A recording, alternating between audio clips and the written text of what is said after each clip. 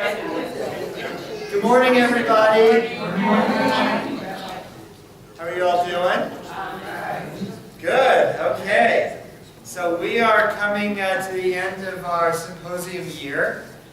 We're beginning a new series today, which will be 2 sessions on the book of Proverbs. I still don't know for sure yet whether we will have another series of Rabbi Shapiro or not. I need to confirm that with him.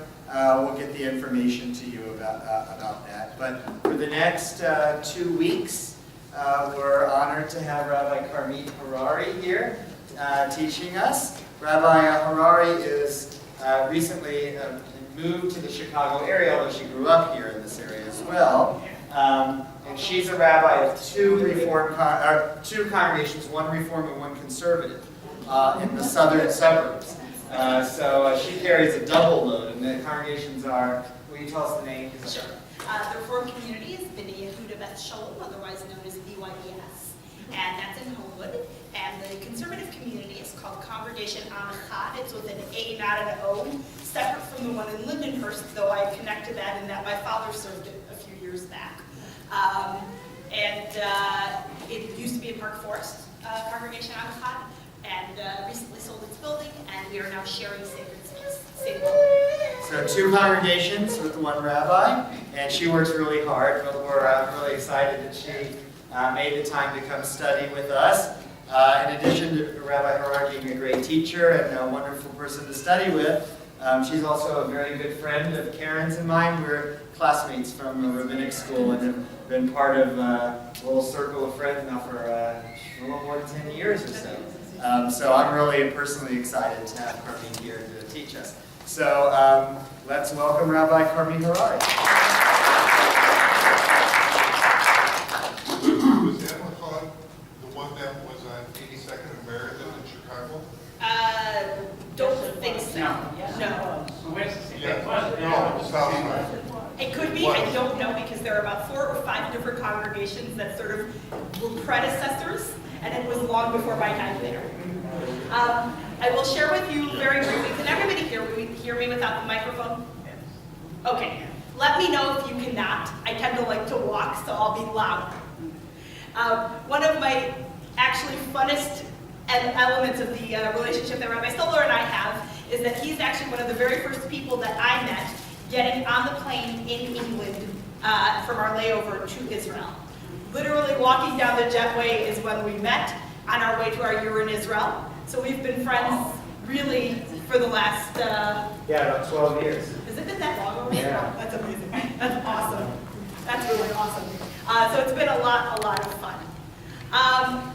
So first and foremost, thank you so much for having me. It's always exciting. It's always really fun for me to have the opportunity to study with different groups. And I say study, and I think Rabbi Stoller used the same word, because I think just as much as I am able to, I hope, pass along to you, I get to learn from you as well. I like to treat this as an opportunity for a discussion. So first and foremost, we're going to be talking today. Please, if you've got things to share, if you've got questions, if you've got comments, I'd love to hear them. I'm sure the group would love to hear them. And I'd love for us to be able to discuss and have a chance to really walk through things together. I'll give you the very quick 3-minute history, because there will be questions. When you hear me speak in Hebrew, I'm not going to sound like I'm from Chicago. In part, that's because I was actually born in Haifa, in Israel. My father is Israeli. He's one of the first Reform rabbis ordained in Jerusalem through the Israeli rabbinic program at HUC. My mother is from Chicago.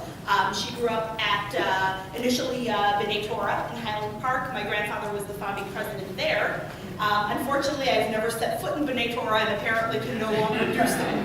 My mother then moved to Solel congregation, and also in Highland Park, where she grew up. Yes, you know my mother. There we go. So for those who may know her, my mother is Laura Schwartz Harari. She was an educator for many years in the Chicago area, and she is now currently serving as rabbi of, I have to remember the name, I think it's Rodef Shalom or Rodef Shalom congregation, I don't know, do you know? In Waco, Texas. I can tell you it's Waco. Wonderful community, over 100 years old. So yes, there are Jews in all parts of Texas, including Houston. I I moved to the States for good when I was 12. I attended Solomon Schechter Day School for 4 years in Skokie, where we lived. Went to high school in Racine, Wisconsin, did my undergraduate work in Minnesota at the Twin Cities, the University of Minnesota. I worked for 2 years for Hillel at the University of Wisconsin in Milwaukee and the surrounding area schools. And literally just 2 days ago, after having been away from there for, how many years has it been? Gosh, 10, 12 years also, more than that in fact. I worked there in 99 and 2000, 16 years. I just, unfortunately at a memorial service, saw somebody who worked there and haven't seen since. So, following that, I worked for 2 years at the American Hebrew Academy. As many of you may be familiar, it's the first unaffiliated, liberal, egalitarian Jewish boarding high school in North America, Greensboro, North Carolina. It's a great place. I'd love to tell you about it at another point. And from there on, I headed to HEC and found my way to Canada. I worked for 5 years in Edmonton, Alberta, in Western Canada, before returning to the States to Homewood. Yes, ma'am. Is that Hannah? No. Oh, I thought that was Hannah. No problem. So, so that's my sort of, as Hillel would say, on one foot, my story. And I'm very excited to be with you to talk about a book, which is actually a really interesting book, because Proverbs is a little bit unique in the Tanakh. We have lots of books in the Tanakh. I've never counted all of them. If we look through, we know there are how many books in the Torah? 5. How many prophets? We know there are 12 and another some odd, and the truth of the matter is I'm terrible at math and terrible at numbers. I will not remember the numbers. But then when we get to the last section of the Tanakh, we have all kinds of different books that we are familiar with. The book of Psalms finds its way into many of our celebrations. For example, each week at Kabbalat Shabbat. Anybody know any of the Psalms that are associated with Shabbat? Echad. Well, the Echad is a fabulous text. It's actually not in the Psalms themselves. It's a text from the 16th century in Kabbalistic font. So, fantastic, terrific, absolutely. Mizmor Shir is Psalm 92. It is the psalm for the Sabbath day.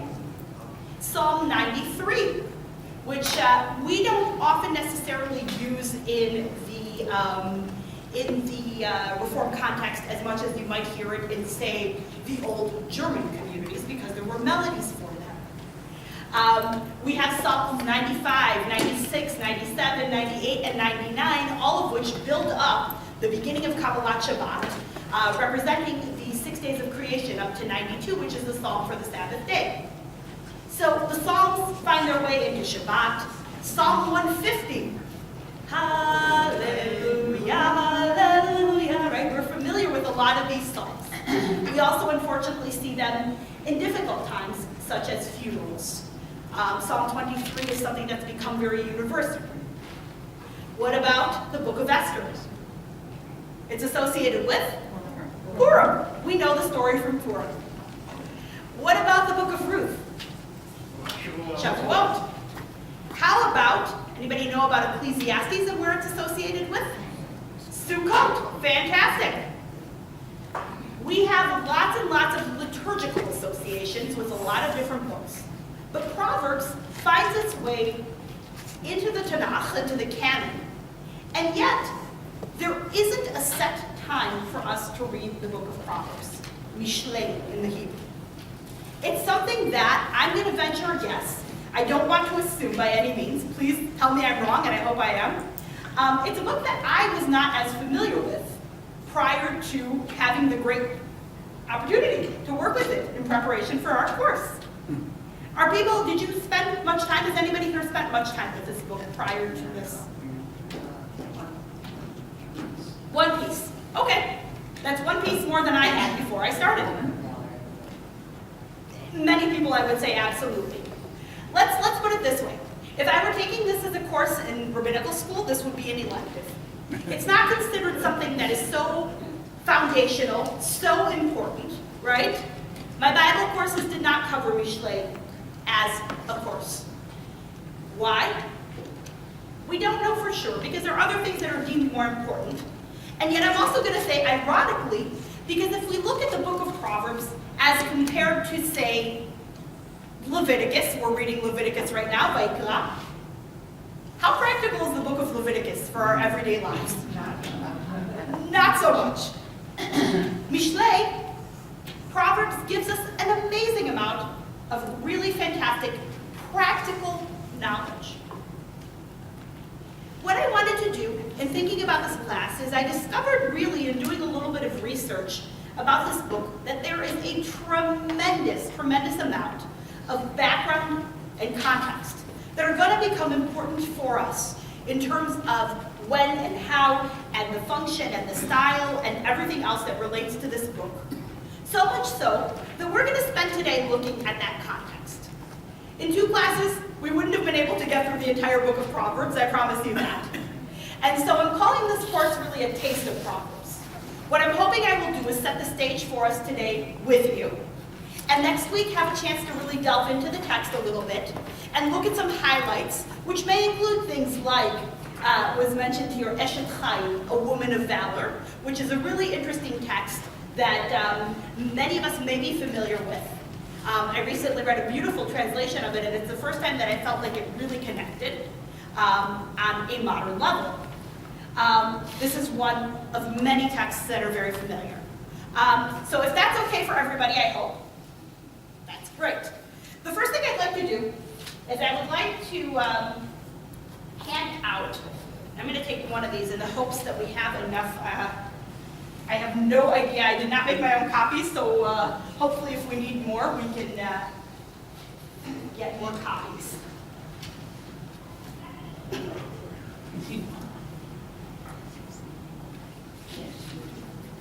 these texts are making their way around.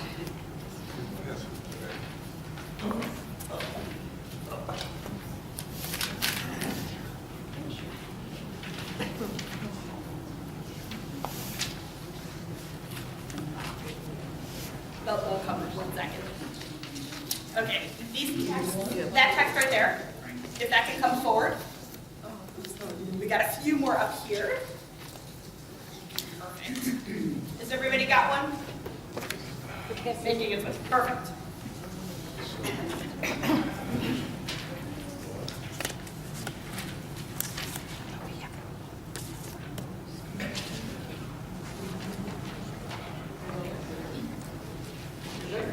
Everybody's good? Okay. In front of you are 2 proverbs. One of them we even call a proverb from the book of Proverbs, and that is the one at the bottom. Would somebody be willing to read that bottom proverb for us? Okay, Well, thanks. haste for gotten will dwindle. Those who gather little by little will increase it. Fantastic. And above it a proverb which may be a little bit more familiar. Somebody want to read that one for us, please? A penny saved is a penny earned. Fantastic. Comes from Benjamin Franklin. I recently learned that it took him a course of about, how many years did it say? From 7, give or take 14 years, 14 years to write Poor Richard's Almanac. And indeed, Poor Richard, because if he was waiting for this almanac, it took a while. I'm going to invite you for a moment to flip over the pages that I just gave you. What was Franklin's proverb? Fantastic. What was the proverb from chapter 13 of Proverbs? Wealth earned quickly. Windows. Okay, actually really good. I'm very impressed with what you were able to retain of that. In fact, you can flip your pages back over. This is an interesting little exercise that gives us a sense of the idea of what a proverb is, right? And we see that in fact, what we call the Proverbs in the book of Proverbs are a little bit different from the ones that somebody like a Benjamin Franklin produced. Why are we so easily able to recall Benjamin Franklin's proverb? Short and sweet. That's what I heard a lot of, right? Short, sweet, to the point, very easy. Did it help that many of us were familiar with that proverb from before? I actually knew the expression long before I knew that it was Benjamin Franklin's. Associated with the $100 bill, I think it is he's on. Is that what he's on? Yes, he is. Yeah, so a penny, $100. Maybe it's inflation time, who knows? But what about this other proverb? I mean, it wasn't so easy to remember. We got parts of it, and I'm actually really impressed. You guys did very well with the memory on this. But why is it a little bit harder to put together? It's longer. Longer. The language is more arcane than what we used to do. Okay. We don't say hastily very often. You'd be surprised. That's an adverb I actually use once in a while. Once in a while. But absolutely, I agree. The language is a little bit, I'm going to call the language, if it's okay, I don't want to put words in your mouth, but I'm going to call it a little more cumbersome. Okay? Absolutely. Yeah. I think it's a more complicated concept, actually. Absolutely. Okay. Can I ask you to elaborate just a hint on that? How is it more complicated? So what Penny's saying, that's pretty straightforward. It's almost like a math problem solved. Okay. But second, Proverbs is more complicated. So what does it mean hastily? What does it mean lingually? What does it mean together? I think there's more thinking Okay. exactly what that means. Okay. Fantastic. I love that. Great. Any other thoughts on why this is a little more difficult? Well, it's not rhythmic. I mean, it doesn't rhyme. There's no way to really remember it. Absolutely. Okay, good. Fantastic. Any last other thoughts? Yeah. Well, I can wrap myself around a penny, the term wealth is less than $5, so is it applicable? If it's not applicable, then it might not be worth the rest of it. Okay. Okay, But it's absolutely. also in the context of where it is, it's not only, it begins, I looked up where it was, but it also talks about sickness and it talks about, other things that need to be considered. Okay, good. So it's in the context. So out of context, it's a little different. Good, very well. I appreciate that actually very much. These are great points that you are making. Number one, we see that we're talking about it. I'm going to start from one of the later comments we got, which had to do with the idea of rhythm. In fact, the text of the Proverbs is not so rhythmic. It is, ironically, a text that is poetic in its nature. We don't think of it necessarily as poetic, but if we were to compare this to, say, the book of Psalms, to another book of biblical poetry, we would see that there is a certain symmetry or a certain style that is considered poetry in the Bible, but maybe not so much by way of what we might consider today.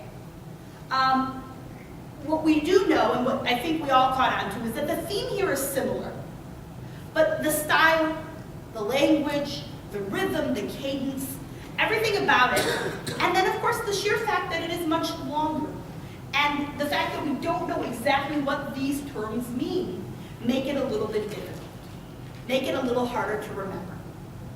So I'm going to start with a question as I hand out the next text here. Is that the point of our book, in your opinion? And by the way, as I tell every student I have, whether they are this big or not, if I ask you what you think, there is no wrong answer. So, what do you think? Yeah? In Hebrew or in Arabic, however it was first written, is it more poetic? Is it easier? I mean, does it rhyme more, or is it different cadence than in English? Little bit. Little bit. Not much. But that's a good point. I'm kind of going to try and divide this in three and hope that it's close. So please pass them down to whomever.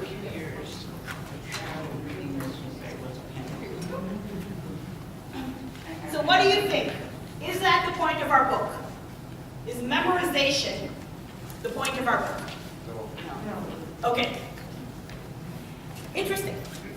Anybody here go to school where you were asked to memorize anything? I'll tell you. I was going to say that memorizing may not be the point, but it certainly should be one of the points, because otherwise it's here and it's gone, no matter if you're this big or this big. Okay. So there's a value in memorizing. Absolutely. I would agree with you. Because in fact, I grew up in a society, Israel's really big on memorization. So much so that when I'm memorizing or saying something aloud, there's even an actual verb. Anybody know what that verb is? Here's a fun modern Hebrew word for the day.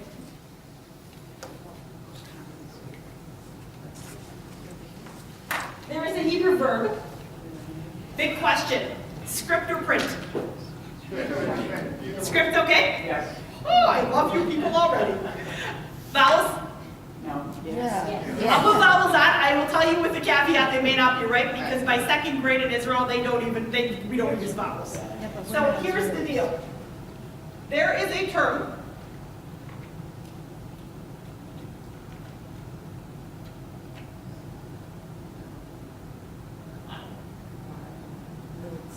so I can hear some people reading. Sorry, my vowels are kind of a little high. The Echad means to recite aloud from memory. Modern Hebrew, which by the way is always sort of I tease because there's this wonderful Academy of Language and they come up with the most ridiculous words that nobody even knew existed unless you are a scholar. And I mean a real scholar of grammar and everything else. We just don't know. But this word really has entered into sort of, at least when I was growing up, it was very, very important. And we were forced to memorize poems and other things. I agree, and I apologize. I don't know any of your names. Sandy? Sandy says to us, it should be part of the point. And I would tend to agree with you, because I think that there is something to be said for this idea that if something is going to be useful, do you tote your Tanakh around wherever you go? Some people do. Many Orthodox Jews will carry around a little book of Tehillim, or as they call them, Tehillim. Right? So much so that, by the way, people used to do this professionally. If you've ever met someone whose last name is Tehillim Zuger, person who recites Tehillim, person who recites Psalms, typically at the bedside of someone who is ill, or unfortunately after someone has passed away. But it is something that they carry around. How big are those books? Tiny. You need 12 magnifying glasses just to be able to read them. We don't typically carry our Tanakh around, and unless we've spent significant time studying a text, we don't know it by heart. But what is this book all about? If it's not just memorization, and I think memorization is going to be important to some degree, let's take a look for a minute at this text that before we get to the text, a little bit about how this text came about and what its history and background are.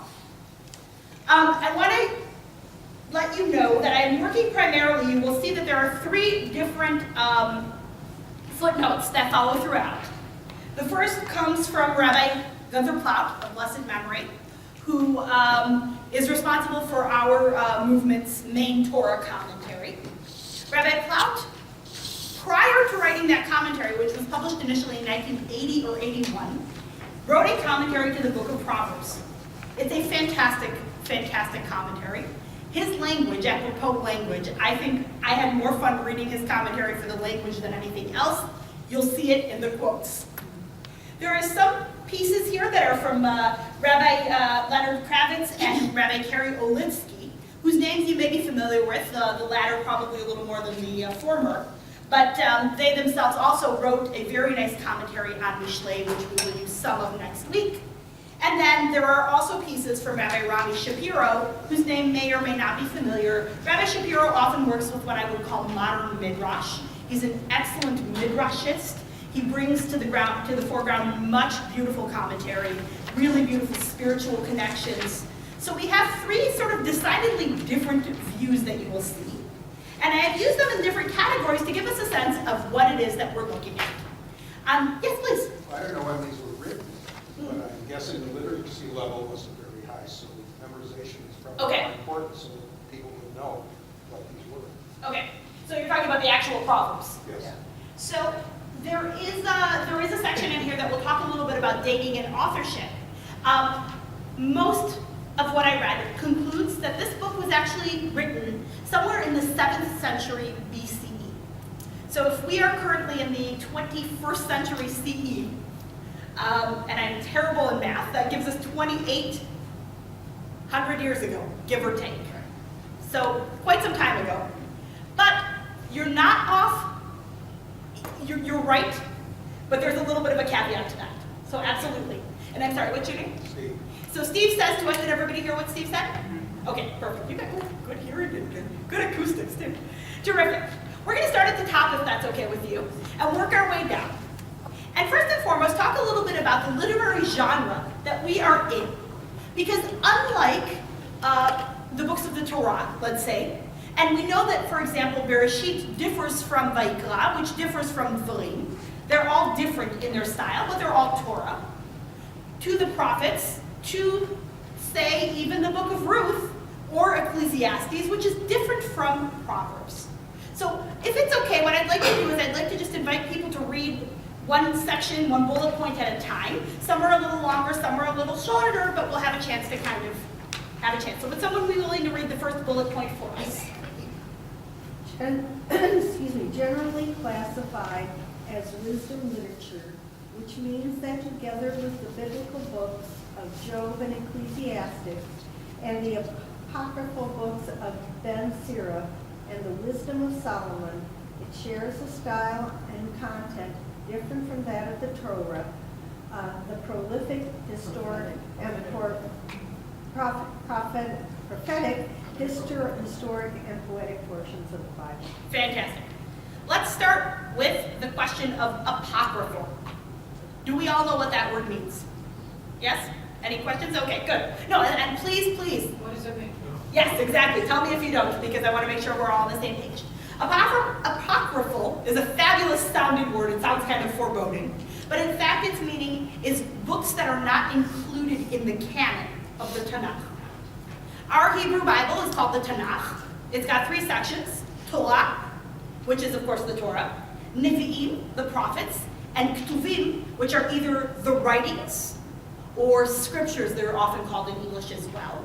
I think they're both kind of the same idea. And then there are books that have some historical connection, but did not make it into the canon of the Jewish Bible, into the Tanakh. So books like the Wisdom of Ben Sirach or the Wisdom of Solomon, these should not sound familiar because they're not part of what's in front of you right now. These are not texts we deal with regularly. Clock is telling us. Excuse me. Yeah, please. My question pertains to the wisdom of Solomon. Mhm. I mean, we certainly are familiar with it. Okay. And then where's it tucked away? Where is it in the Proverbs? Well, so I think what we're talking about is an actual text that is called the Wisdom of Solomon. It's different from the actual general concept of his wisdom, which we do see absolutely in other places. I will be honest and say that I've spent very little time with apocryphal books, but it's there somewhere. I just don't know exactly. Sometimes we have texts that include the Apocrypha. Sometimes they make their way into what is the Christian canon of the Bible. Sometimes they find their way into other places, but they're books that aren't part of our everyday understanding of Tanakh. Maccabees. Exactly. Book of Judith. My grandmother's name was Judith, but I know nothing about that book. So I think we're talking about a specific text that is called the Wisdom of Solomon. Does that help clarify a little bit? Perfect. But we are talking about what is generally classified as a genre called wisdom literature. What do we know about wisdom literature? Do we know anything? Okay, say that again. Solomon gets the credit. Absolutely, there is a connection, as was just mentioned astutely by 2 classmates, that there is this idea about Solomon and wisdom, so you shouldn't be surprised that that will absolutely come up. Do we know anything else about it? Yeah? Well, I think of wisdom literature, I think of cute little sayings or, even, a short proverb. Now, each of this, that one you quoted was 13:11.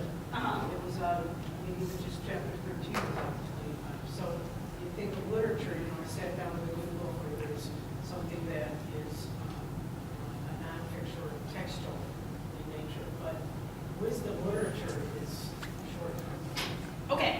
Okay, absolutely. That could be part of the stylistic element of wisdom literature.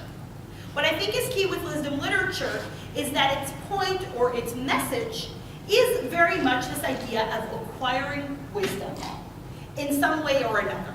Let's take a look at the next quote because I think it helps really kind of define it a little better. Would somebody be willing to read that? Terrific. What distinguishes wisdom literature from other genres of sacred literature is that its source is human experience rather than divine revelation. Its focus is on learning from an encounter with the world of the everyday. Thus, there is also a reflective quality to wisdom literature. Once one does something, one learns from it after reflecting on the experience. Unlike the Torah, which concentrates on mitzvot as sacred obligations, divinely revealed, wisdom literature applauds discernment that is either personally achieved or learned from others. However, this distinction is intentionally blurred by the rabbis when they equate wisdom with Torah. Thus, they read wisdom literature as if its writer, particularly in the biblical canon, is really talking about the Torah. In doing so, even wisdom literature finds its source in God. Okay, fantastic. We've got kind of a lot of stuff going on in this quote. Let's unpack it a little bit. First and foremost, what distinguishes wisdom literature from other genres of sacred literatures? And we're talking about really Torah and Nevi'im. We're talking about things that we would hold in high esteem. And we're talking about, if I say to you, what is the point of Torah? What is its main goal? What might you say? Guide everyday living. Okay, guide everyday living. I'm going to hang on to that one for a minute.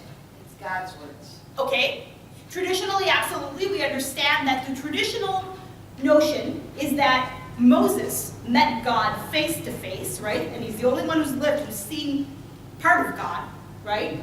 Moses goes up a mountain, 40 days and 40 nights, comes back down the mountain. What happens? We have? Well, we made a golden calf, but what does Moses bring us? He brings us the 10 Commandments. Unless you are a fan of Mel Brooks, in which case there were 15, but he was so shocked he dropped the tablet, right? 10 Commandments. Okay? And the 10 Commandments, of course, are the first of many commandments that come in the Torah. We know that we're given a total of 613 commandments. Some positive, some negative. Positive being thou shalt, or shalt, I love that language, and some being negative, meaning thou shalt not. And then we know that the Torah is considered, at least in the Orthodox circles, to be the literal word of God. How about in our Reform community? Divinely inspired words. Possibly divinely inspired. This comes right out of the history of our movement, which was founded during the time of the Enlightenment in Germany. One of the most wonderful things that happens around this time is that there is also the idea of what's called in German, and this wonderful, fabulous wording. How's your German? Wissenschaft des Judentums. How's that for you? I had to learn how to spell that in rabbinical school. If I had to remember that today, I would be in trouble. Wissenschaft des Judentums talks about the idea, for all intents and purposes, of biblical criticism. This does not mean criticism in the negative sense, but rather a critical scientific read of the Bible. This is the way that we have read the Bible since our inception as a movement. And remember that just 200 years earlier, or 300 years earlier, why am I blanking on his name? No. I'm having a moment, I'm so sorry. You're in the right. Oh my gosh. It's okay, keep going. I'm blanking on his name. It's all right. Oh my gosh, you got it excommunicated. Spinoza, thank you. Oh, woo, my brain just shut down for a second. Sorry about that. Spinoza, thank you very much. Appreciate it. Spinoza got excommunicated, which is not an unusual Jewish punishment across the time, because God forbid, and I mean literally God forbid, we are not allowed to even suggest that this is not God's literal word. Spinoza gets excommunicated and lives the rest of his life away from community. Just a few hundred years later, we now start to accept that as part of our way of reading the Bible. So here, when we talk about this idea that the Torah is maybe about, and I'm sorry, tell me again what you said? Do you remember? God's words. We had an idea about everyday living. I'm still hanging on to that, but is there anything else that you can think of when I say, what is Torah about? Our history, absolutely. We've got our story from Adam and Eve and all of humanity and Noah and the flood, to Abraham, to Isaac, to Jacob, to slavery in Egypt, to wandering the desert. Mitzvot, absolutely. Strong advantage. Absolutely. Absolutely. Mitzvot. So oftentimes Torah is translated as law for that reason. It's teaching, it's law, it's all of these things. Guide to everyday life. Interestingly enough, I would agree that we use it as such, but I don't know if it was ever intended necessarily. It wasn't written in the same way that would say this is what this is just for, even though that it actually is. My thinking was mitzvot. Good. Guides to Okay, everyday living. fantastic. Then I would agree with you 100%. Absolutely. What about the prophets? What's the point of the prophetic books? They're also God's words. Okay. They are, well, yes, they are God's words, and in fact, I would argue they are more of God's words in a way, because Judaism defines a prophet as a messenger of God, literally a mouthpiece. Okay? And there are very interesting numbers of individuals listed in the Torah. I always ask myself why they fall into that category. And it comes back to I took a course in my very first year in Jerusalem about prophets. And maybe I have to go back and ask the teacher because I still don't understand. With no disrespect to them, I am still waiting to hear what exactly qualifies Miriam for that particular role. Because I don't see any stories in the Torah about her serving as a messenger of God. Right? Nor is there the typical, I don't want the job. Right? And that's very true. This is with the exception of one, and I believe it's Elisha. Everybody goes running. I mean, Jonah, every Yom Kippur, we read this story, and every Yom Kippur, Jonah runs away. He never gets the idea, right? So when we come to these books in the Nevi'im, in the Ketuvim, in the writings, we have a whole different set of ideas. And certainly there are messages that come about. But the Proverbs are special because they are part of this idea of wisdom. When we talk about guides for everyday life, I would argue that the book of Proverbs comes with that idea behind it. These are short, pithy, easy to remember teachings that are going to help you lead your life in a good way. But then comes one thing, and this happens all the time. What do the rabbis do? They get their hands on it, and immediately it turns into something that has an agenda. Okay? I'll be perfectly honest. With no disrespect to our wonderful sages, they have an agenda. That agenda, without trying to be negative, is simply the goal that they are trying to achieve, and their goal in this case, as you see, is that they are equating wisdom with Torah, because for them, mitzvot are going to be the end-all, be-all. And that is the way in which we serve God. That is the way in which we do everything that the rabbis want us to do. I sat at a panel just on Sunday where I was asked to speak about death and the afterlife in Jewish tradition. As I was reading about the afterlife, another area we don't talk too much about, one of the best statements I read says that the rabbis really believed in the afterlife, and then they went looking in the Torah to find ways to prove that it happened. That should pretty much say everything about it. They have a goal in mind. It's not that it's bad, but it does change things the minute that we equate wisdom with Torah, so that if the writer, particularly in the biblical canon, is really talking about the Torah, and in so doing, even wisdom literature find its source in God. Which is different from what we said above, which tells us that in fact wisdom literature is often about human experience. So keep that in mind as we talk about the rest of this. We started with the idea that there was no rhythm, really, in the second section. Okay? So let's take a look for a second at the form, style, and content. I've divided these into two sections because the first comes from what Plaut has to say, and the second comes from what Rabbi Shapiro has to say. Would somebody take maybe the first few of Plaut's because they're somewhat short? According to Plaut, teachings are finely phrased, pithy sayings on many subjects, and they are not what we today call proverbs in the full sense. The latter two occur in our book, true mishlai, from the word mashal, commonly translated as parable, which have the flavor of earthiness and reflect the wisdom of the peasant, rather than the sophistication of the Echad edition. Its key word. Wait, I'm going to stop you for 1 second. I'm sorry. Sorry about that. Okay. In fact, we know that, in fact, yes, while it's compared to Benjamin Franklin's proverb, it's a little bit longer and more cumbersome. But in fact, they're not all that long. And some of them are a little bit easier to remember, remembering that that's one verse. They may look a little different from one another. Generally speaking, what we find in the book of Proverbs can easily be broken down into teachings, okay? So we are looking verse by verse. We're going to find relatively short, pithy sayings, and I love that word pithy, I'll use it a lot. But it's different from reading, say, the history of our people in Exodus, right? This is not the same as reading what's going on, the story of the binding of Isaac, right? Very different kind of a style of literature, okay? And as we say, mishlei, the word comes from the Hebrew word mashal, right? So you can see that this is a linguistic connection, so, right, mashal or mishlei. So this is literally, for those of you who are grammatically interested, the parables or the parables of. It's in the possessive.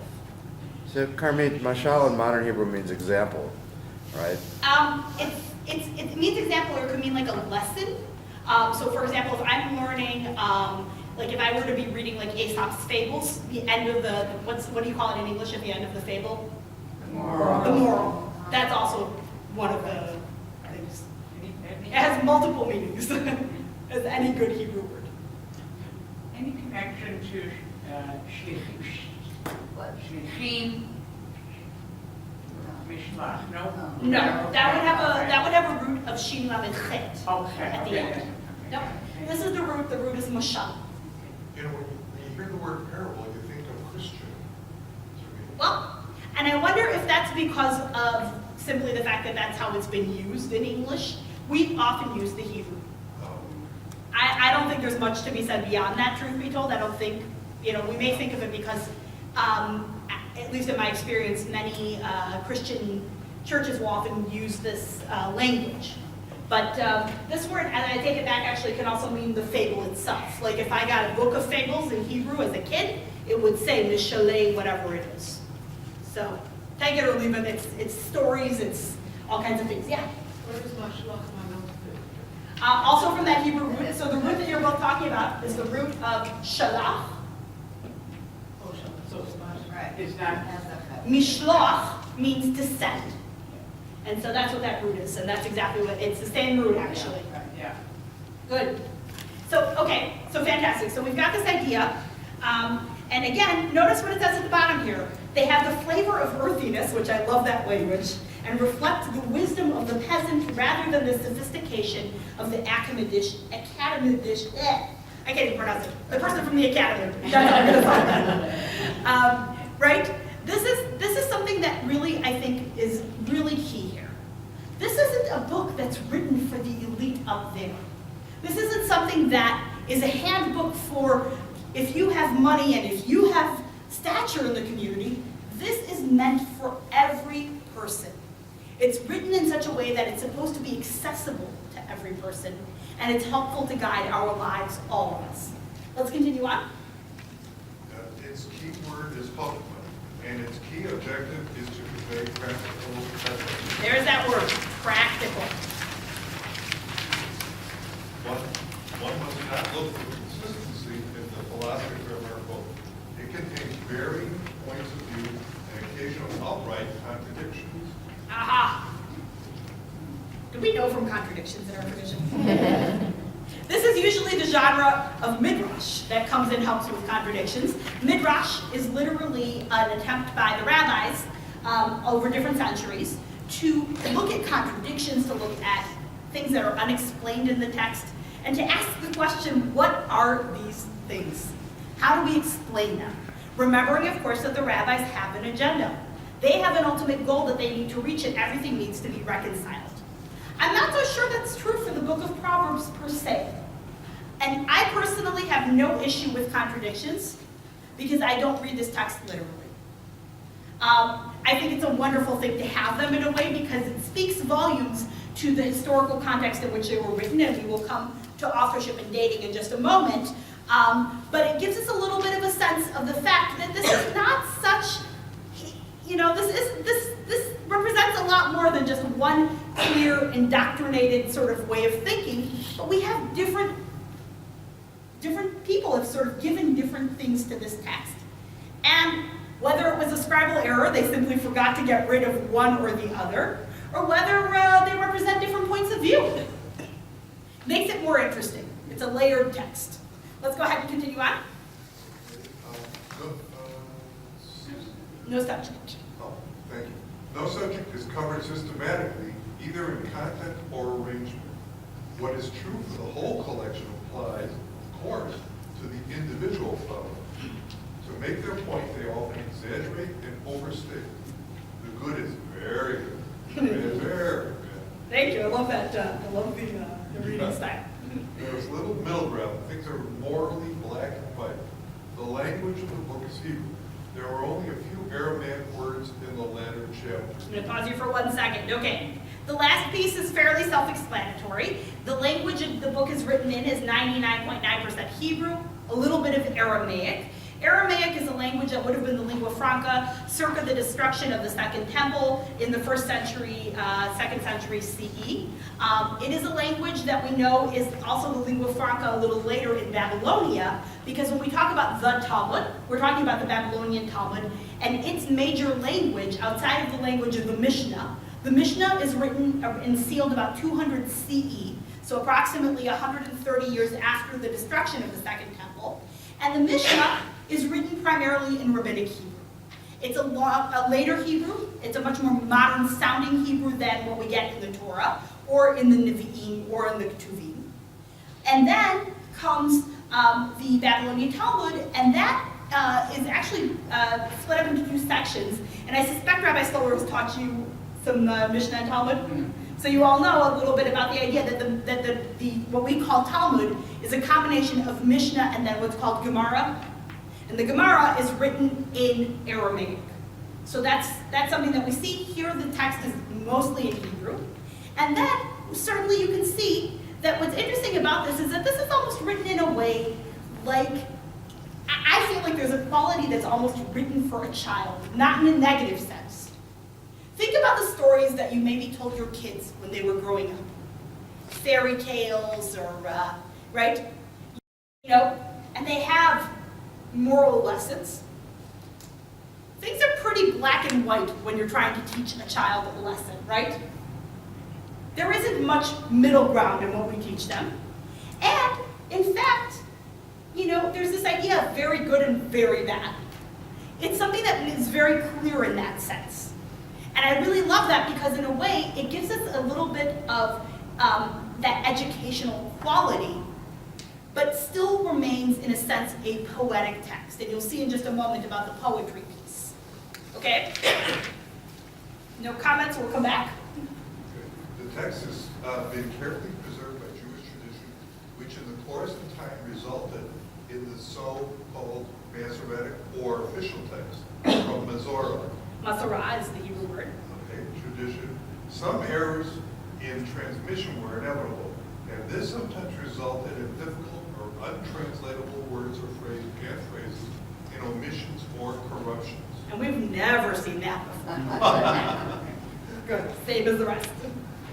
From time to time, the Masorah provides us with a marginal note saying, this is the way the text is written, Kitiv. But when you read it, you should read and understand it as the following correct. Correct. So we actually have this concept across the board. Any of you ever read Torah here? Yes. Fabulous. You've all seen this Ketiv and Krei situation. Ketiv comes from the Hebrew root katav, which is to write. Krei comes from the Hebrew root kara, which means to read. And what it is that oftentimes, and I think this is a great example of it, is you will see this word written in the Torah.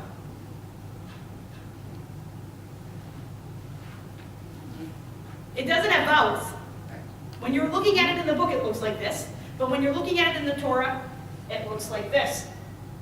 And usually when there's a vav, we assume it says who. But in fact, the Torah tells us, no, read this as he.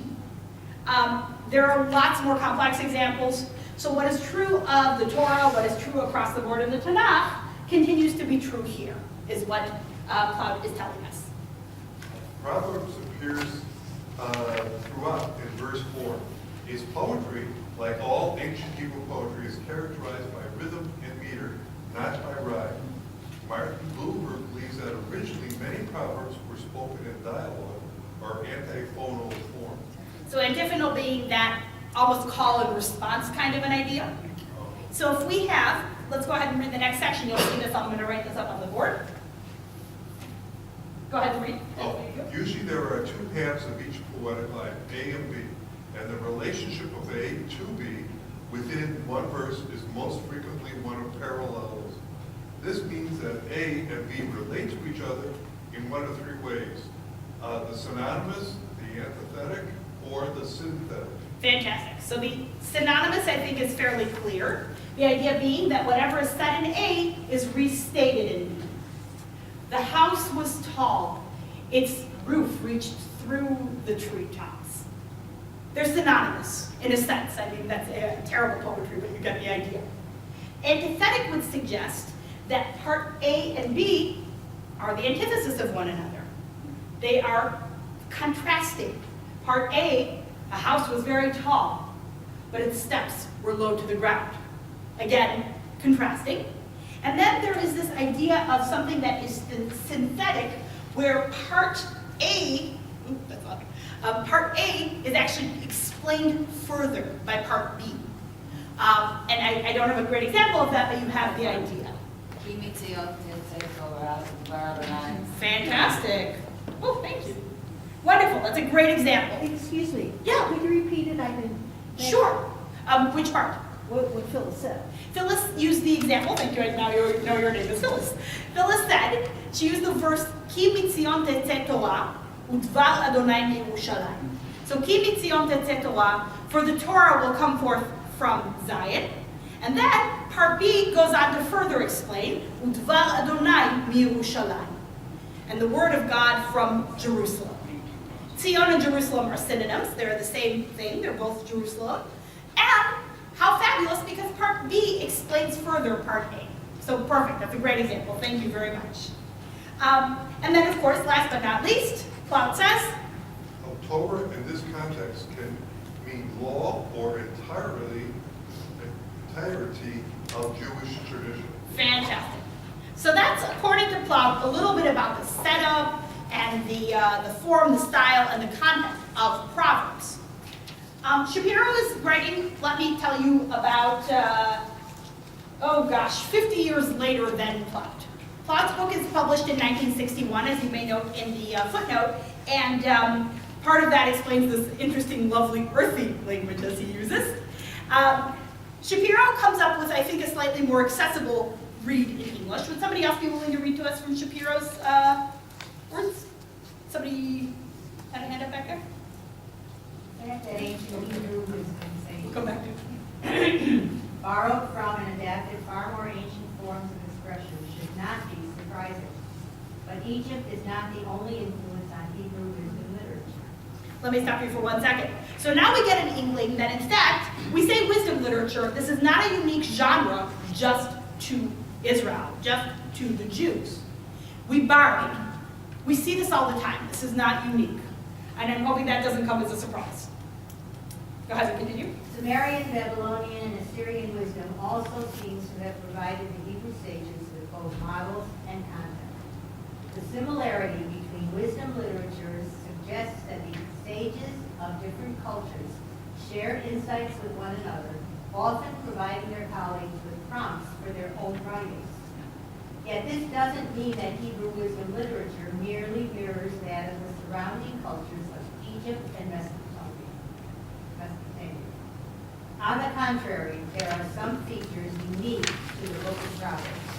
So we borrow, but as is often typically the case, we adapt to make it uniquely Jewish. Anybody have an example of that in modern day? I'll give you an example.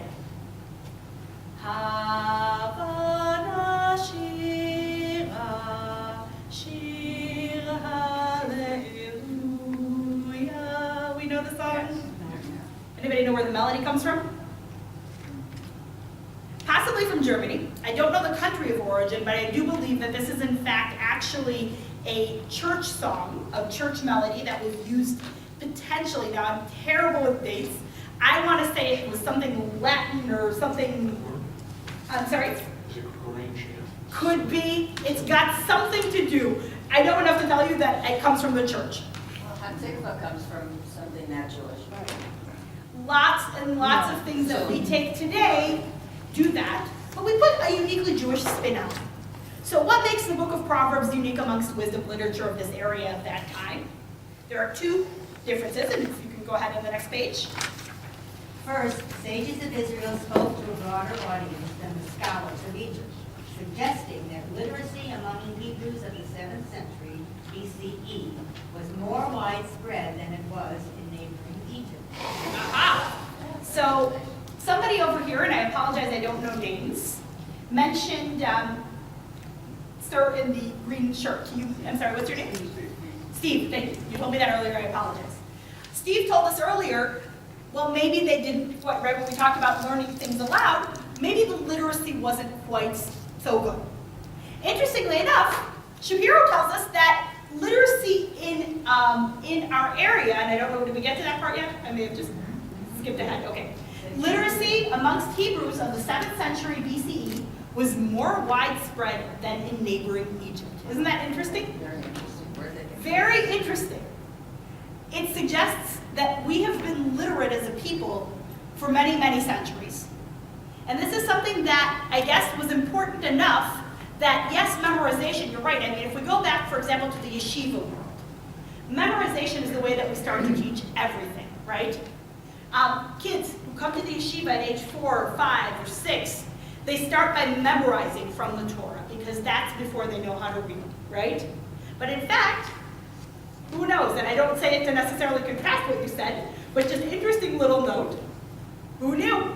Literacy apparently was higher amongst the Israelites than it was amongst Egyptians, and that our sages were speaking, the author was speaking to a broader audience than just the scholars. And that maybe also is the case, as we talked about earlier with Platt, where it's more to the peasants than the aristocrats, right? Good. Second, while all wisdom literature urges the reader to adhere to the divine order of life, only the book of Proverbs sees that order as the work of a single deity. Okay, so that's something that's very much in line with the fact that Judaism being the first monotheistic of the faiths, right? Oftentimes Abraham gets called the first Jew. I tend to use the word monotheist, not because there are different definitions depending on which rabbi or teacher you'll work with. My tendency is to start using the word Jew from the time of the destruction of the Second Temple. I think of Abraham as being an ancient Israelite, but I do think of him as a monotheist. And that becomes really critical because that carries over even into what we're doing here.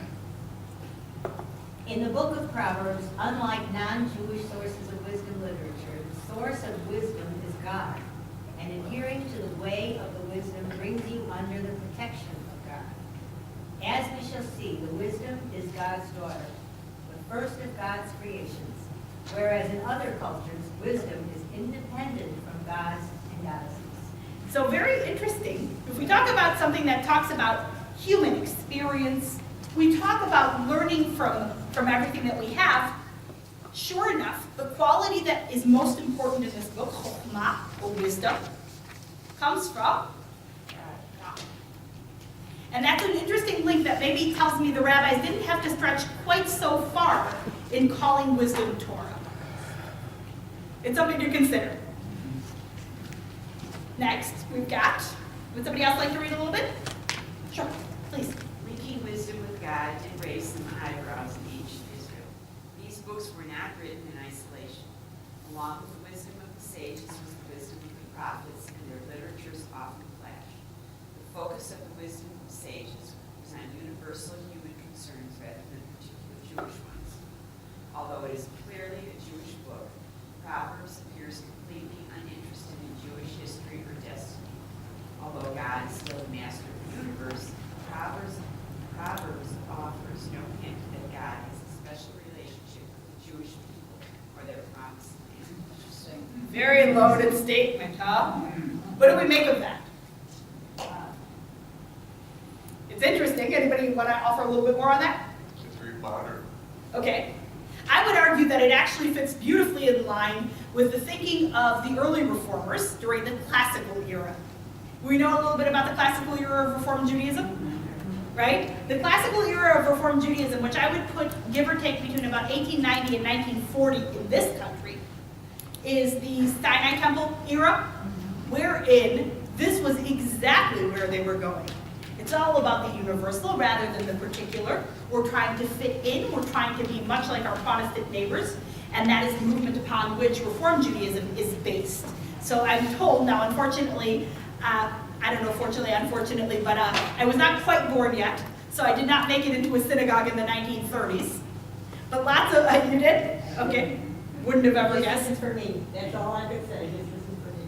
Well, certainly from what I've been told, you would walk in, I was told that as late as the 1960s even, in certain synagogues, people would walk in, or 70s, maybe even later, people would walk in and put on a talit, put on a prayer shawl, and be told you have to take this off. Kippah. Or a kippah, exactly, right? We are very much universal. I've been told that my title might have been reverend if you look at certain books from the era, right?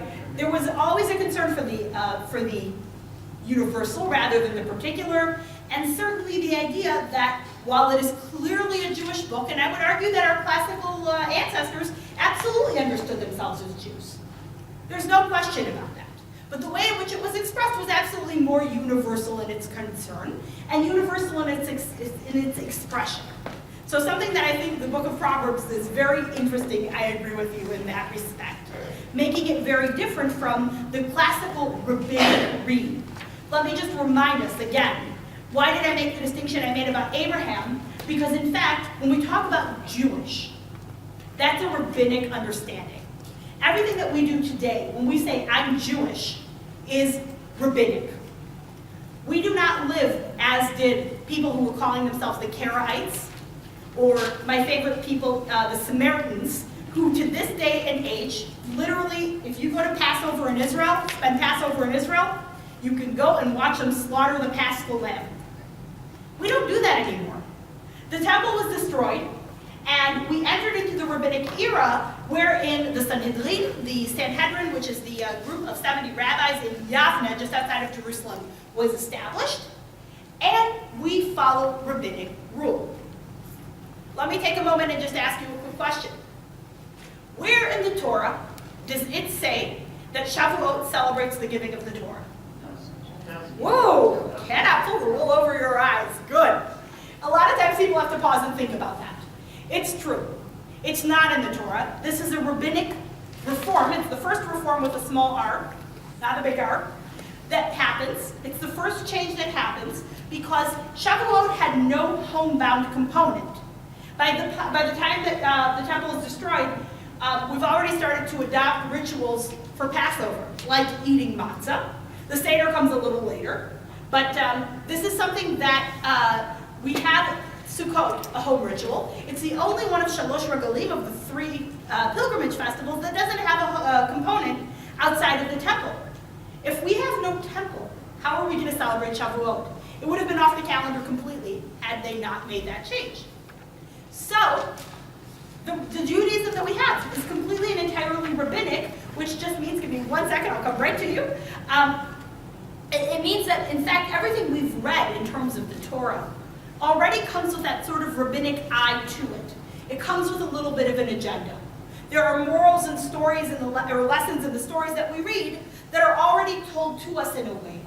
And it's not that they're bad. They're just here to give us a particular point of view, which is why it's really great to read different commentators from throughout the different ages and eras, but remembering that each one brings with him, and I say with him because most of them are him until recently, or her, more modern times, and again, not in a negative term, but in a neutral idea, the baggage that comes with their era and their time. Yes, ma'am? If you could just repeat and summarize how Reformism started, how and why Reformism started Shavuot? So it wasn't actually, it's a reform with a small r, meaning it's simply a change. It doesn't have to do with the reform movement as a whole. That change took place Because had it not, when we lost the temple, when the temple was destroyed, there was no way to observe Shavuot outside of it. The only component that was there in the Torah is bringing the first fruits of your harvest to the temple. No temple, no Shavuot. So that change was made in order to be able to continue celebrating Shavuot. Absolutely. So good. So we have a lot of these really interesting ideas about how we read the text. And I'm sorry we were here. The book of Proverbs focuses on the individual. Wisdom isn't for the nation as a whole, but for the individual person alone. And it is this focus on the individual that makes the book of Proverbs, in particular, and Hebrew wisdom literature in general, so contemporary. Which is very unique.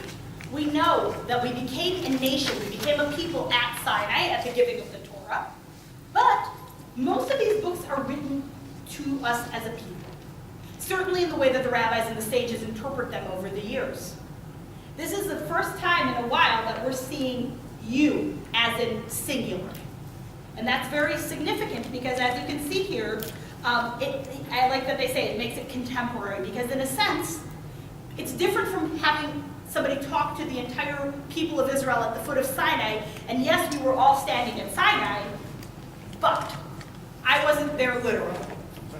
And even some of you who may have had the opportunity to be in a synagogue in the classical era were not at Sinai literally. So it's an interesting sort of a way to keep the book contemporary in a sense. I think it's a byproduct of it, but a good one in that. Let's move into a little bit of the placement and organization. Would somebody else like to take some reading? Please. In the Jewish editions of the Bible, the book of Proverbs stands between Psalms and Job and belongs to the third division of the Bible, to the writings. The Protestant and Catholic versions also place Proverbs after Psalms, but put it before Ecclesiastes.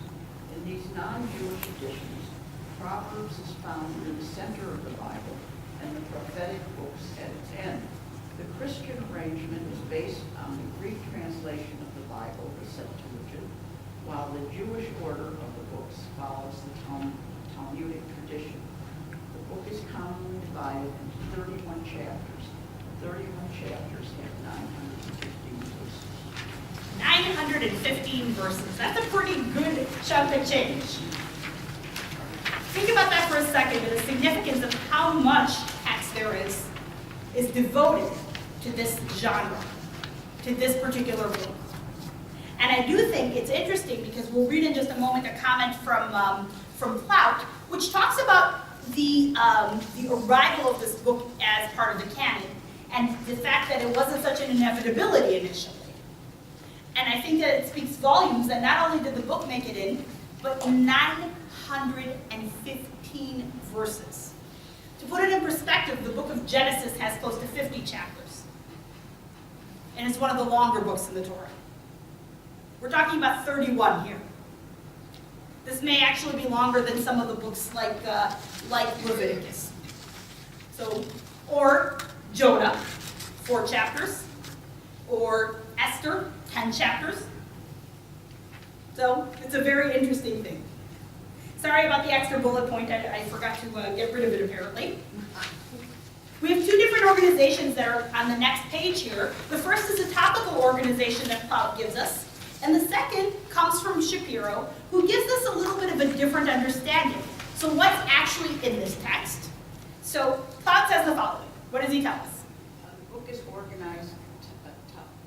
And just remember, before we start, sorry, I quoted here, so the language is going to be from 1961. No disrespect intended to us as women.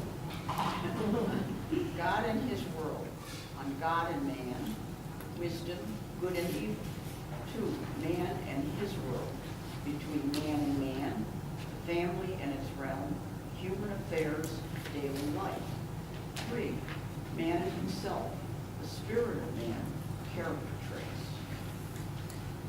Okay, I'm going to stop you for 1 second because these are not such arbitrary categories that Plout has chosen.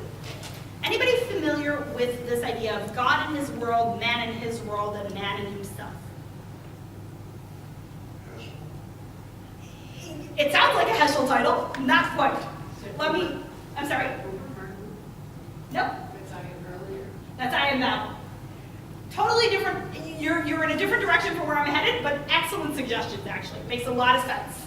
I'm going to give you, and I hope you can read down here. Can everybody see down here because I can't reach that high? There are actually 3 categories of mitzvot.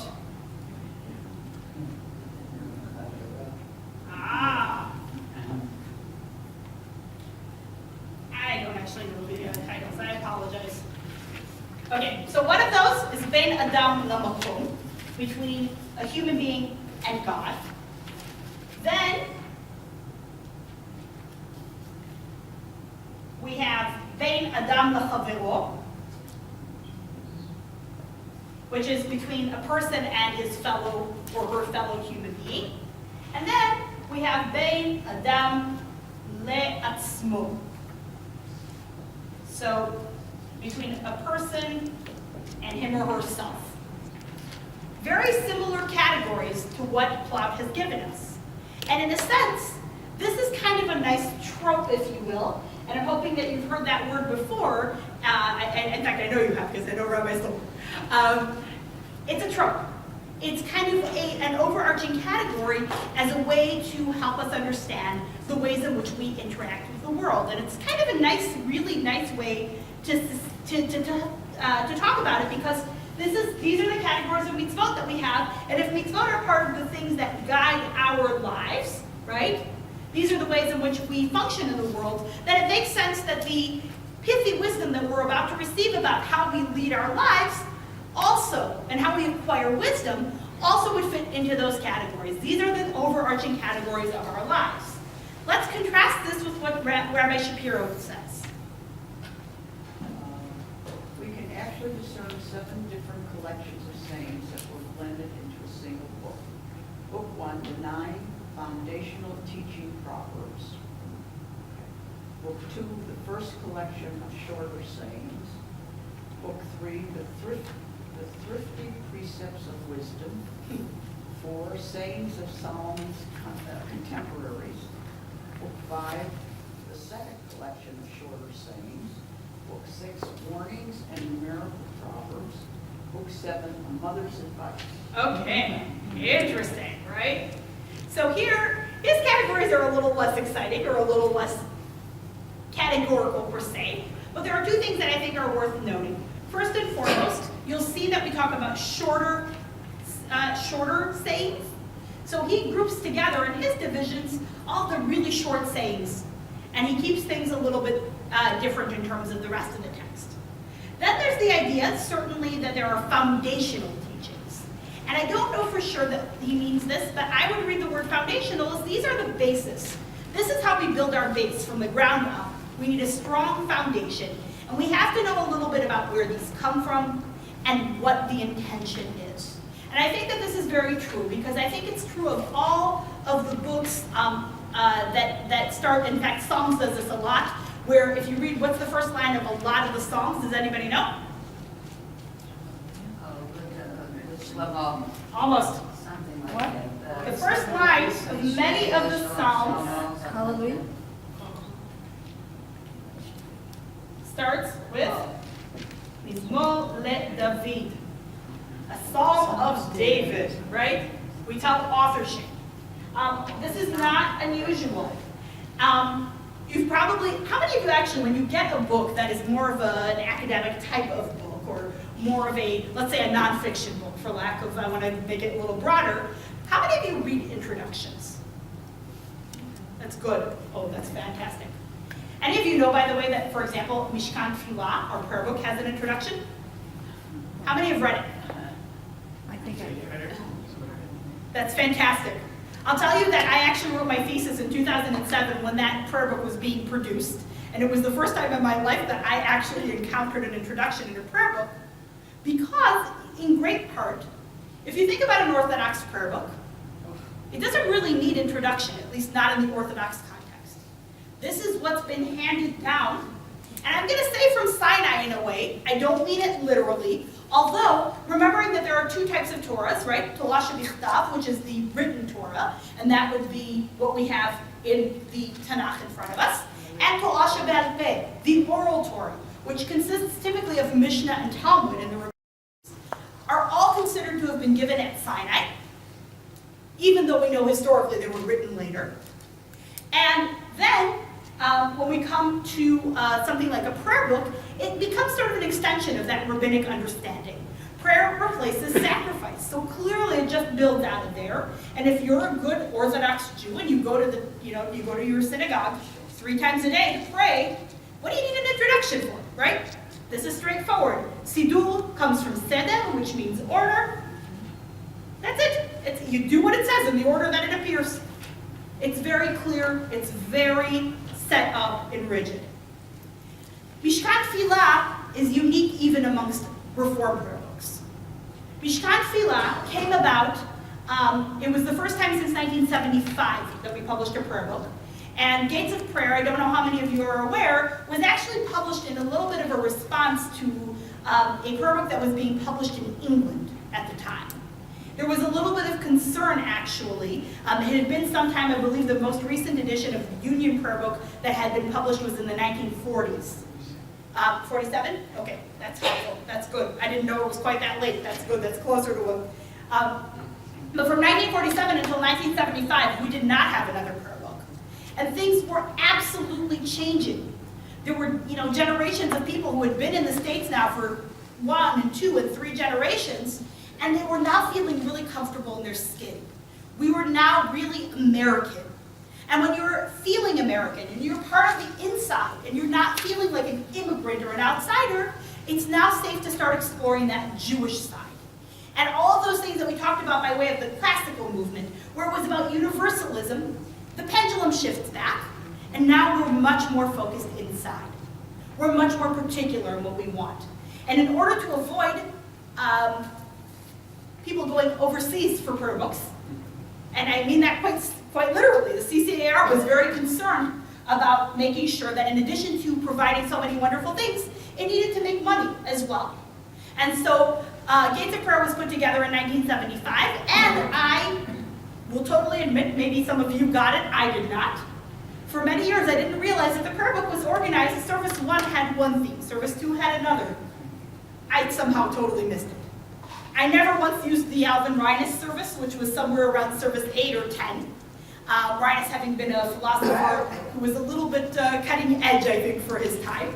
And ultimately, Mishkan Tefillah comes about with an introduction because it really becomes important. It's a totally new animal. None of us had ever seen anything like it. Now, if you think back almost 10 years ago, what's the big deal? We know how to use this thing, right?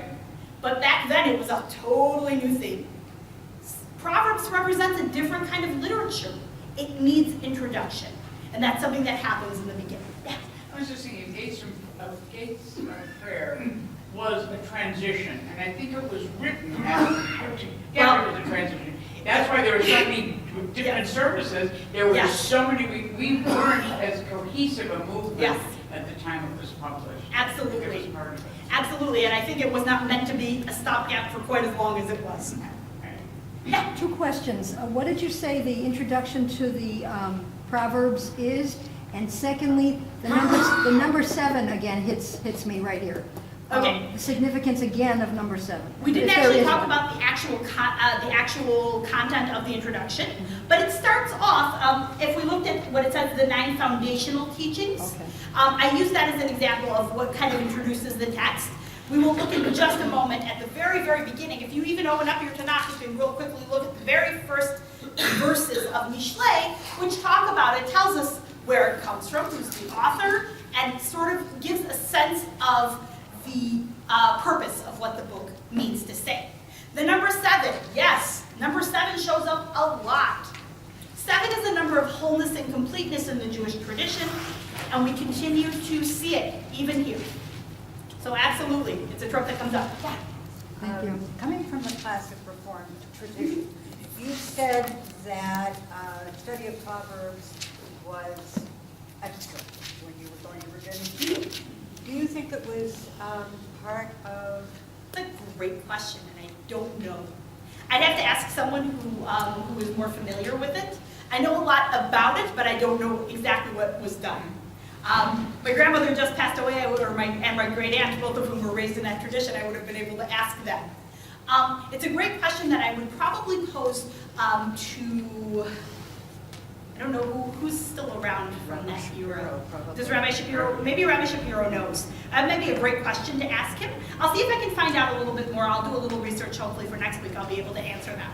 Because if there's something we miss of the old days, it's this kind of wisdom, this kind of sermon, that sort of thing. Sure, I can appreciate that, absolutely. I was simply saying that I tend to think it would be the kind of text that would work beautifully with the philosophy of that time period. Let me just make sure, I think we have about, we got 10 minutes, okay.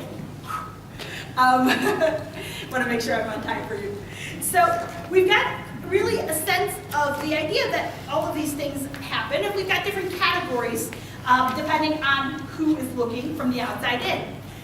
You'll see that I think Plout uses a much more well-known formula in a way. There are subtexts and subtitles. I didn't give you the whole outline. If you really wanted, I'd be happy to make copies of it, but it's one way to look at the book, right? And in fact, if you use the old Plout commentary, not the reissued ones, but the ones from 1980, where it just says the Torah on the front, and the blue one's open from the right, the red one's open from the left, and the paper is like rice paper, and I'm so concerned to rip it every single time I open one of these. That is Plout's Torah outline. One of the reasons it's so difficult to use for the way in which we use it, at least from my perspective, because you want to try and find a Torah portion, well, it might be here, and then there's some essays and gleanings, and then here, right? It's not meant necessarily to be used the way we used it, which is to follow along with a weekly portion, Torah reading, but it is his Torah outline. So he uses this kind of a well-known formula in a way as to how the book is organized, whereas Rabbi Shapiro here seems to bring us a little bit of a different sense.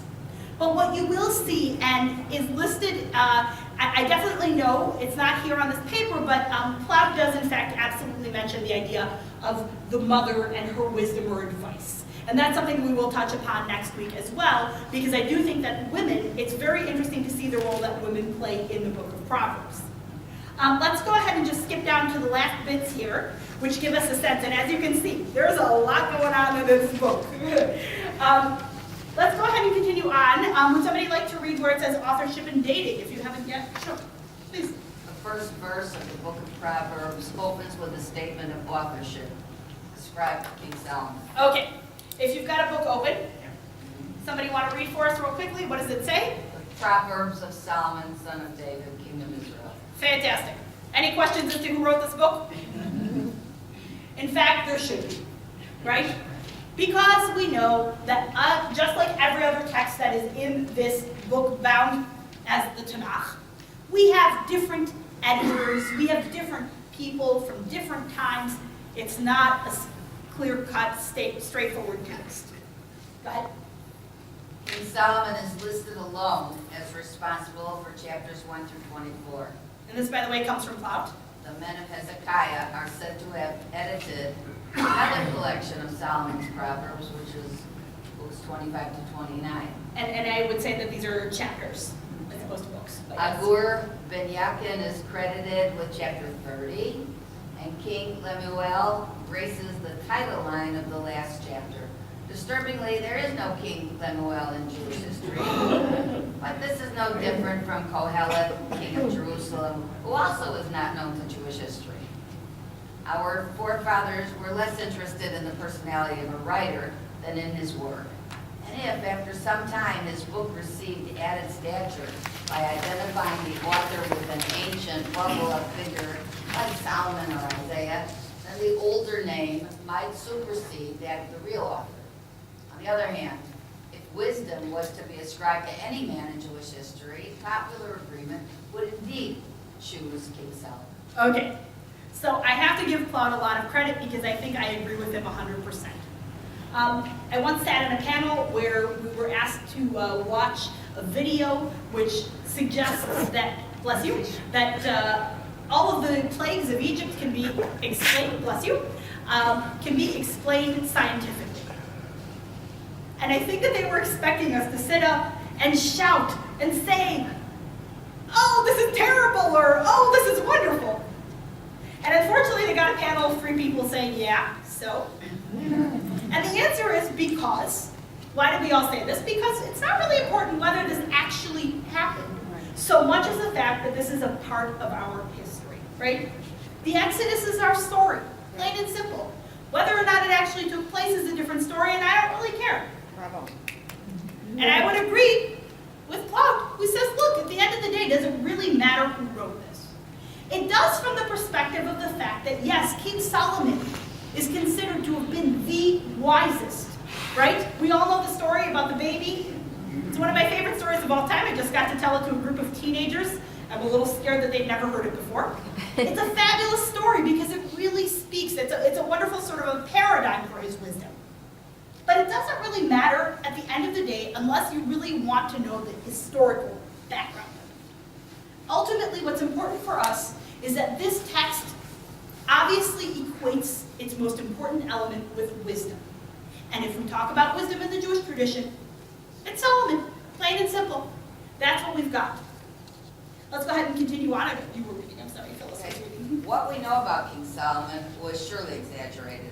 The text was written in the 7th century BCE, after his death, and during the reign of Josiah, and as such reflects the hopes and dreams of this time rather than that of Solomon's. Okay, so historically, it was written after his death, or at least put together. Because the one thing that we don't have is irrefutable proof that says, you know, this wasn't said at some point, right?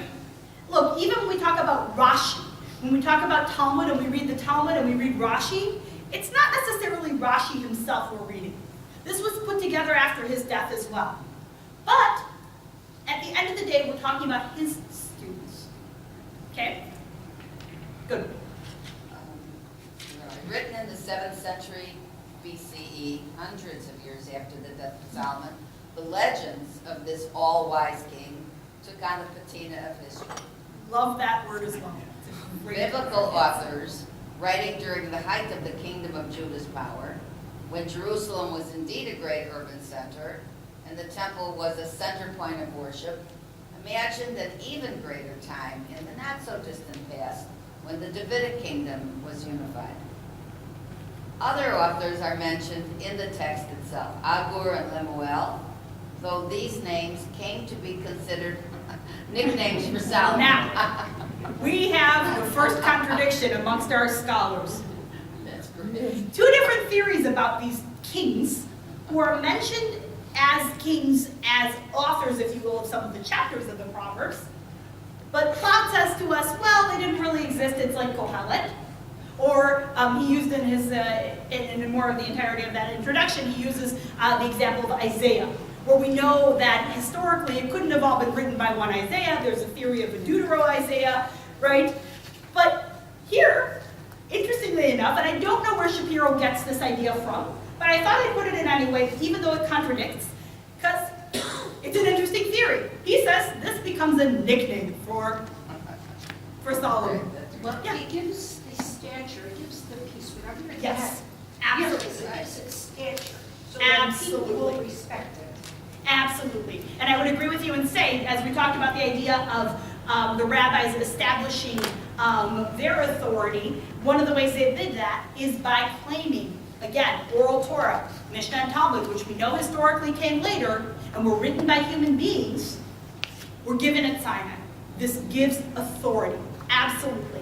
That's exactly what they're doing here, because remember, one of the first things we read was that the rabbis like to equate this with Torah.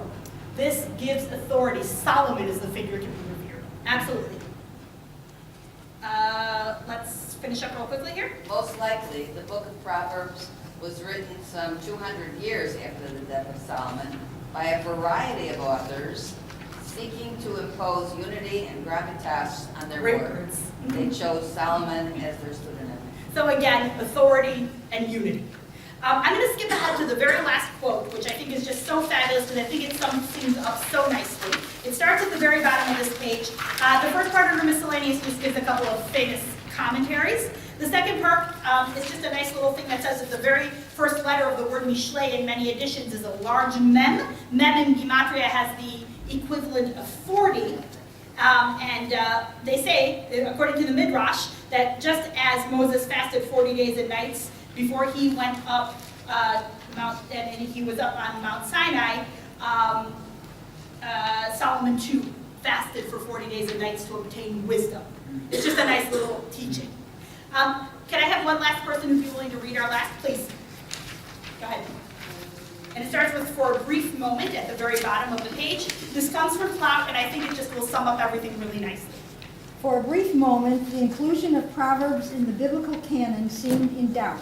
Some of the rabbis argued that the manifest contradiction between 26:4, "Don't answer a fool according to the fool's folly, lest you become a fool," and 26:5, "Answer a fool according to his or her folly, lest the fool become wise in his or her own eyes." And I should just note, by the way, that these translations come from Rabbi Kariolitsky's commentary. Prevented its admission, but more probably it was the apparently secular nature of the collection which produced this flurry of opposition. The Proverbs gained this place in the canon is testimony to the keen perception of the rabbis as to what constitutes a religious book. For Proverbs is in every sense a part of living Judaism. The sayings of our book are earthly, practical, utterly frank, and often almost physically real in their comments and cautions, their irony and imperfection, but they have all one basic theme, which is sometimes stated and always implied, that man stand perpetually in the presence of God. His life can either glorify or denigrate the divine spark within him. He is free to choose between good and evil. His wisdom and foolishness are usually self-made rather than inherited.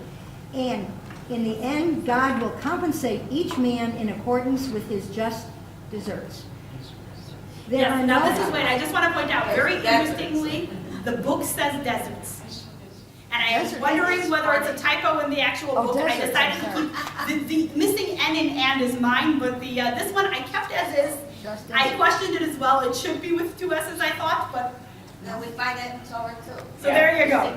Okay. What does that mean, does Well, it's not sure. Who knows? Let's finish up real quickly with the quote. There are no secular proverbs which can be contrasted with religious ones. Everything on earth serves the purpose of God and is potentially holy. Business, economics, sexual relations, family, government, all of these may conform to or depart from the norms of religious morality and social justice. And all of these are, therefore, proper themes for Proverbs, worthy of inclusion in our book. And since the subject matter of these sayings is life itself, their applicability is not bound to any one time or culture. Touche. And I think I'm just going to conclude by repeating one very nice line. I think he says here, if I can just find the section here, he says here, they all have one basic theme, which is sometimes stated and always implied, that man stands perpetually in the presence of God. His life can either glorify or denigrate the divine spark within him. Very good. And I love that idea. So you have a little bit of a sense now of all of this contextual background of what we're looking at. And next week we'll have a chance to take a look at the text itself. And I really, really want to thank you so much. This is great discussion, great conversation. Really a pleasure. I look forward to next week. Yeshikoah.